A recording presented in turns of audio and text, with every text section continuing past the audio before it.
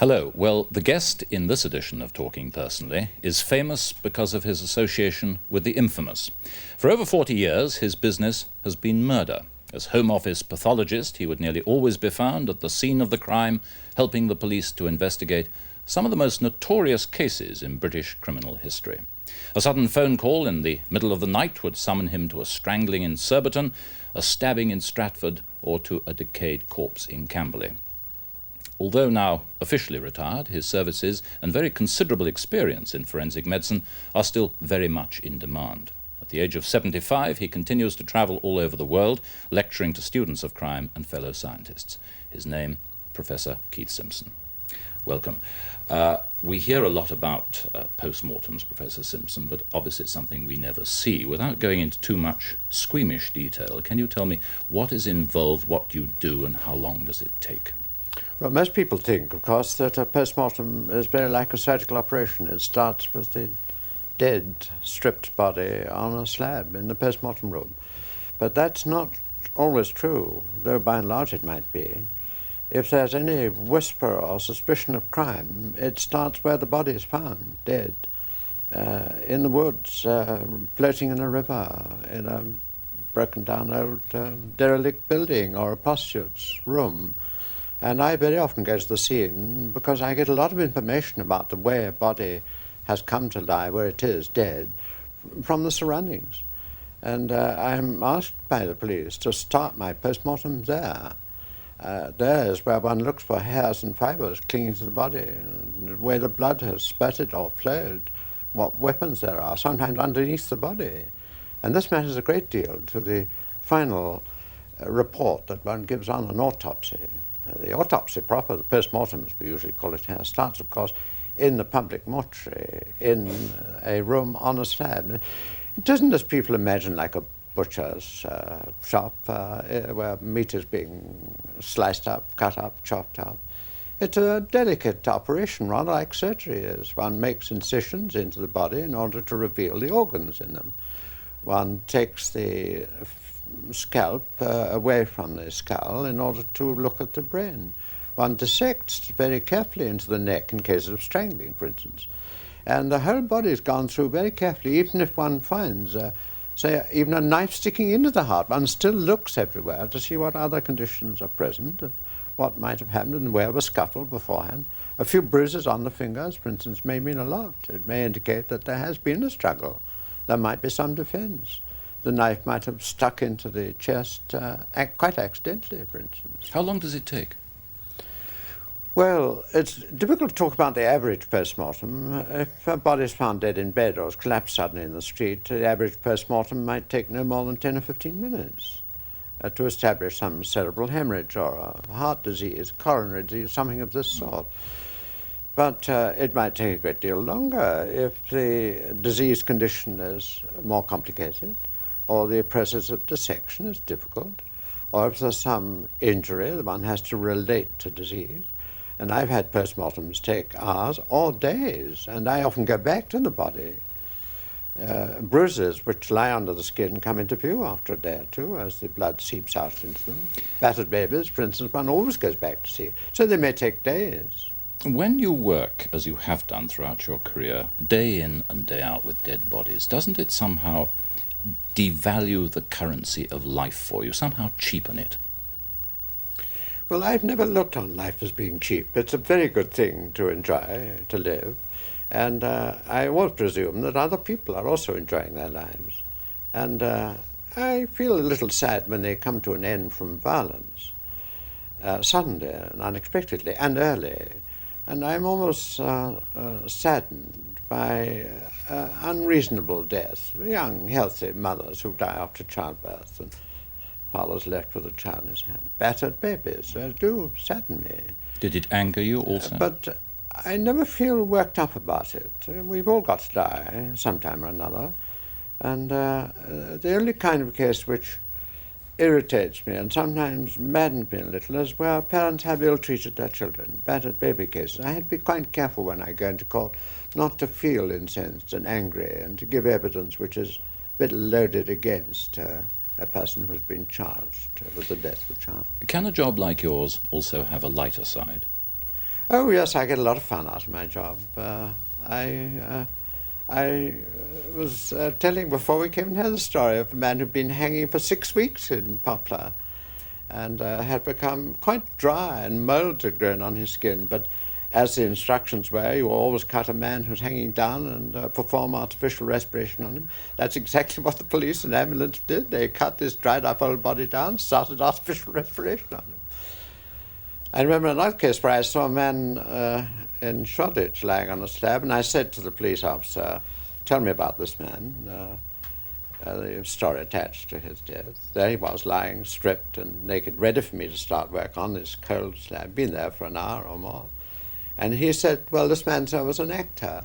And before you could say knife, a voice behind me, the voice of a witty Cockney mortuary attendant, was whispering in my ear, "Well, if he's acting now, so he's bloody good." Oh, there's a lot of fun in the mortuary. Of course there is. If I were to take all these cases seriously, I'd have died myself long ago of sadness about them. When you were investigating the victim of a crime, how much thought did you give to the mind of the murderer, the sort of person he was, his mood, his makeup, and possibly his motives? Well, that's not my business. My business is to study the body in its surroundings and to ask what is known about how death came to take place, whether there is a fight in the street or a struggle, or whether there is some background I ought to know about. But you must have thought about the sort of man. But I'd never really taken much interest in the person who eventually is found to be responsible and is charged. And I often don't take the trouble to study their minds at all.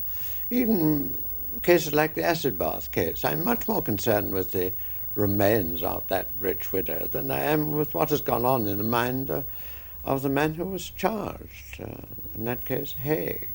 He was a man worth studying. He'd killed for the 8th time in that case, and there was a systematic murderer for personal gain, mostly financial, whose mind would certainly be worth studying. But you saw yourself partly as detective as well as scientist. Yes, so I am. I'm a scientific detective, really. I'm looking for clues at the scene. In the acid bath case, I found a gallstone lying on the ground. There was a clue to the fact that the body was there, and we ought to go on searching. I look for hairs and fibres, the way the blood has splashed, if there's been a knife wounding, signs of a struggle, long before I get to the wounds themselves on the body. Of course, you were involved. I am a detective in the sense that I am assisting the police to collect clues and evidence to show what took place and how long it took and how death took place.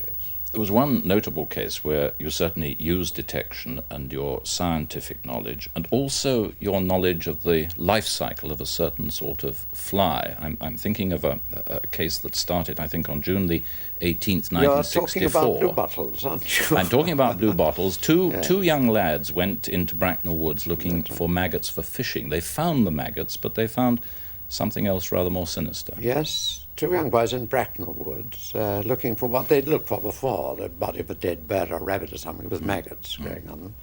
And they saw seething, massive maggots piled up, mixed with the leaves. Started to sort out to fill their jam jars of maggots and came across a hand, partly rotted away. And they realized at once it was a body, and they ran for the police. And I was asked, I remember it very well, on a Sunday morning to go over and look at this body. And as we unravelled it, I realised it was going to be a very difficult problem because much of the body was eaten away already with maggots. And it looked as if it had been lying there rotting for many weeks, maybe months. But maggots can dispose of a body very quickly. When the bluebottle, which is the usual fly laying early maggots, lays its eggs, they can hatch the same day. And the first little maggot, a very tiny little maggot instar, hatches within a few hours and only lives for a few hours. And the second instar lives feeding a little more greedily for 2 or 3 days. And the third, the big fat maggot that really feeds greedily off the tissues, lives for another 4 or 5 and then goes into a pupa case. And I realized, because there were no pupa cases, that body hadn't been dead more than some 10 or 11 days. The police thought I really was going round the bend. It looks, I must say, as if it had been dead for weeks and possibly months. But the Missing Persons Bureau in the yard was telephoned, and they found that a man called Thomas had been missing. The report had him missing for some 10 or 12 days. And he came from Lydney in Gloucestershire. And to cut a long story short, we found that this man's sex, height, colouring, an old fracture of the forearm, and finally fingerprints, because I was able to lift a little skin from the rotted fingers, corresponds exactly with Thomas's personality. It was Thomas. So how had he come from Lydney to Bracknell? He'd come from 100 miles away, and he can't have walked. He was dead. And I don't think he died there. Somebody brought him there, shoveled out a hole, and covered him with leaves. And it emerged later on inquiries, a man called Brittle, down in Lydney, in Gloucester, who'd lent Thomas a couple of £1,000, had disappeared there about 11 days before. And it was pretty certain that instead of going to pay off his debt, Brittle, meeting Thomas to arrange this debt repayment, had in fact murdered Thomas. Instead of repaying his debt, Brittle was questioned because he denied it. His car was found. He had a car. Pretty certain he'd travelled 100 miles to bury this body. And virtually nothing was found. A few beech leaves. There weren't any where his car had been. And nothing more came of it. It went to a coroner's court, and a coroner's jury returned a verdict of murder, and they named this man Brittle on relatively little evidence. Brittle, when it came to trial, and he was defended by the great Lord Hersham, had found through his solicitors 3 people who said, each of them, and described in detail, having seen or met or talked to the dead man after I'd said he'd died. So in the end, when we got to court, it was a question whether I was right or the maggots were right, or whether these 3 independent alibi witnesses were right in having seen him after I'd said he was dead. And the defence called an entomologist. The defence called an entomologist, a dear old thing, a bespectacled old boffin who stood in the box and said, to the astonishment and disappointment of Hersham, he quite agreed with me that, if anything, the maggots were more likely to be right than alibi witnesses. And I can see it today, he put a matchbox on the witness box in front of him and said, they're curious little creatures, maggots. He said when Hersham asked him if they would make their way towards the body and start devouring it from the day they were born, he said, well, 99, if you had 100 maggots, 99 of them would make their way towards the body and start working it, and the 100th little beggar, I think he said beggar, would turn the other way. He said, you just can't trust maggots. But it was a vital case for me. Either I was very plainly very wrong, or I was right. And the alibi witnesses were mistaken about the dates. And happily, the jury did eventually side with the maggots and me. If you had lost that argument, your credibility would have suffered. Oh, very seriously indeed. And it would have been remembered as long as I lived. I would have been the man who was quite wrong about maggots.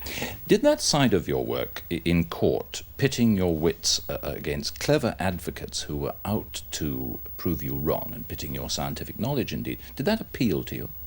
Very much.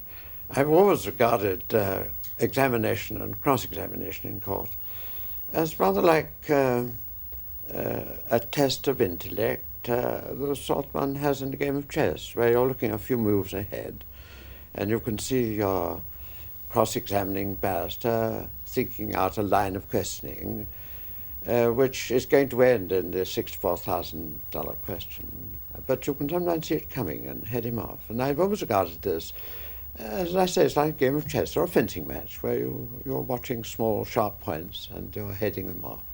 It's good for me, I think, to be cross-examined. It's good for my little mind that it should be tested. And I welcome it. I like it. But not too much a game of chess, not too much theatre sometimes to the detriment of the accused. Oh, it's always down to earth. You're being asked serious questions about serious matters. And the truthfulness or the evasiveness of your replies are very serious matters indeed. They may be matters of life and death for the accused. In the old days, they certainly were, when hanging was still carried out. Oh, I talk of it as a game of chess, but it's a game of manoeuvre. After all, defense counsel have a job to defend their clients, and they do it to the best of their ability. They test you very hard. It's good for one. It's good for all of us. And it makes all of us, from the very start of the day of autopsy, think very carefully about what we're doing and how thorough the examination is and what conclusions we're drawing.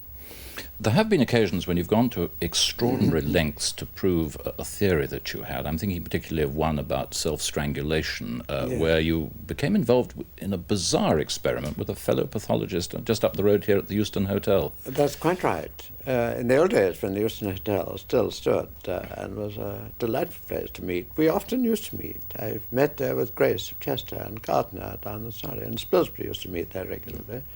It was comfortable, and the other people in the lounge didn't know what sort of talk was going on, I suppose. And I had a case in Surrey where Eric Gardner had made an examination, and I'd been asked by the police to do a second to confirm his findings or see if anything else emerged. And it was a case where a woman had been found with a silk stocking tied twice round her neck and knotted, encircling the neck twice and knotted pretty tightly. And the question was whether her husband had done it to her or whether she had done it. A few tablets were found in her stomach. She'd swallowed tablets. And Gardner thought that she couldn't have done this herself, couldn't have encircled the neck twice, drawn it tight, and tied a double knot. The stocking was long enough, but this double tie rather foxed him. We were in Euston talking about this, the hotel. I said, well, come and let's try. And the only private place we could go to was one of the little toilets at the back of the hotel. So, looking back at it very stupidly, we shut ourselves inside this little toilet, two men, and there we were in a man's toilet with me tying a silk stocking round my neck to show him it could be done. I got a bit blue in the face and short of breath, but I did encircle my neck twice and tie the knot twice, and then rather breathless pulled it off and said, so there, we've got to agree it can be done. What would have happened had I, as one of my colleagues shortly afterwards did, collapse and nearly die, had we died in there? What a story it would have been for the press, wouldn't it? Distinguished pathologist found dead in men's toilet at the Euston Hotel with one of his colleagues trying to make an explanation. One does silly things sometimes. Can we move on to another of your famous cases? I think one of your secretaries referred to it as the case of a lifetime. It became known as the skeleton in the cellar, didn't it? Marvellous case. Marvellous case. And it really did test me from A to Z. For again, there was a very distinguished counsel opposing me. He was now Lord Justice of Appeal. He's had a very distinguished career in the law, and he wasn't going to let go easily. It was a case where a body was found in 1943, I think it was, under the stone floor of an underground room beneath the floor of a Baptist church cellar in Vauxhall Road. And the police were called because workmen were there demolishing the cellar. They lifted the stone, found this, what looked like part of a skeleton, and they brought it into the local mortuary. I didn't see that at the scene because there was no suspicion at the time. They thought it must be some bombing incident, because they were digging up bodies around London at the time, been blown by bombs underneath debris. But I didn't like the idea of a body blown neatly through the floor of a Baptist church cellar, down into an underground room, under a big stone slab. And when the police went on searching there, because I thought there was some suspicion about this, they found a hole 6 foot by 2 dug under the cellar floor and a shovel by it. And it emerged later that this body had been placed under that cellar floor by a man who was a fire watcher on those premises. He was a man who had married rather hastily, had had quarrels with his wife, and had refused paying maintenance for her when she left him after 2 or 3 days. There was a child of the marriage, but he was difficult. He wouldn't pay maintenance. She kept on pestering him, apparently. And then she disappeared one day. Her sister didn't like this. She thought her husband had done something about her. And she told the police, searches were made, nothing was found until 15 months later, when this body was found under the Bracknell cellar, partly burned and with lime strewn on the body. A lot of people think lime will dispose of the body. And I had to establish who it was, so as it could be shown that it bore some relation to him, the fire watcher on the premises, whose wife had disappeared, and who, from the day of her disappearance, had started paying maintenance. That's very curious, isn't it? And was drawn attention to by Crown Counsel in court. Anyhow, she was a woman, I thought, whose stature one could measure from tables, from long bones, of about 5 foot, 5'1". We thought she was 40 to 50. She had dark brown hair going grey. There was a little tag of hair on the back of her head that had survived the fire. And she still had teeth left in her.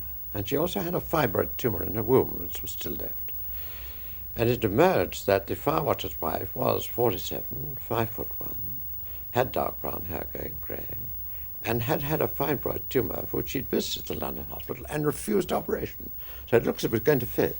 But there are a lot of people in their 40s, 5'1" or 2", and dark brown hair, and that wouldn't have been enough. But the teeth would have been. We traced a dental surgeon. He was brought to my laboratory one morning and looked at the skull on the table, and his face lit up. I can see him today. And he pointed to it and said, "Well, that's my patient. That's Mrs. Lovkin." The teeth have so much detail in. And of course he'd looked at them many times with his mirror, and he'd already drawn a picture of them from his records. He produced it from his pocket, absolutely identical. And her husband was charged with murder. She'd been strangled, and he'd sprinkled lime over the boy's bones, but they were still lying there, preserved by the lime, and there was a little fracture in one. The fracture one only sees in strangling. And though Mr. Lawton of counsel tried to get me to agree that that could have happened in a bombing incident or a fall onto the neck, I had to say that at that time I'd done more than 15,000 postmortems, and I'd never seen this except in strangling. And it's so. And he was convicted. Largely on the evidence, I think, of reconstruction of identity.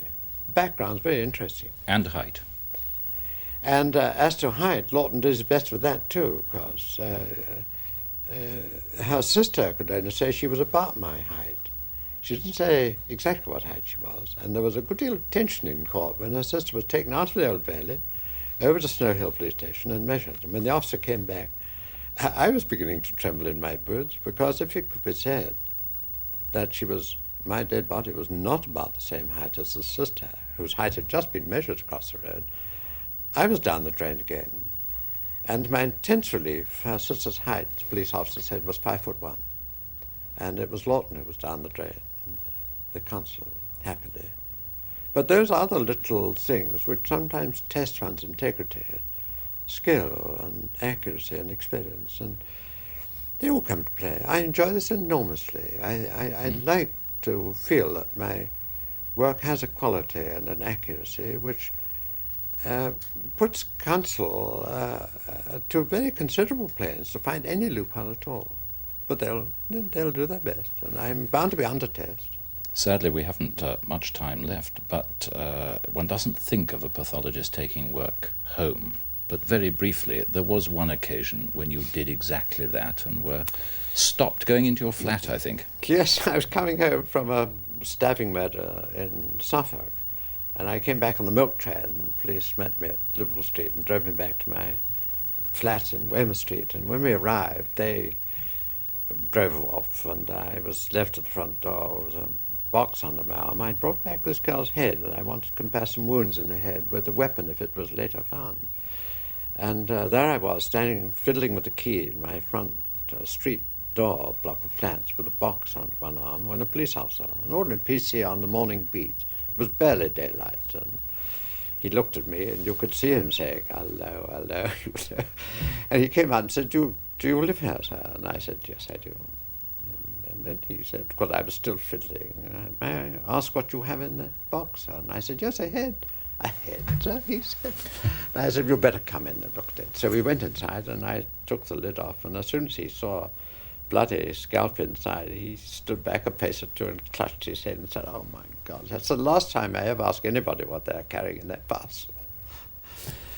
The rest of the fun, of course. There is some fun in my job. Why do you still go on? The age of Oh, 75. I enjoy it enormously, Scott. I enjoy my job. I can't think of any better job in medicine. It's full of excitement and interest in life. I meet all sorts of people, from rogues to telephone interviewers. And they're all full of their own personality. And I enjoy it very much. And I enjoy my job, my technical job. Well, Professor Simpson, I hope we never meet professionally in your place of work, but thank you very much indeed for coming to our place of work and for talking personally. Not at all, thank you. Thank you.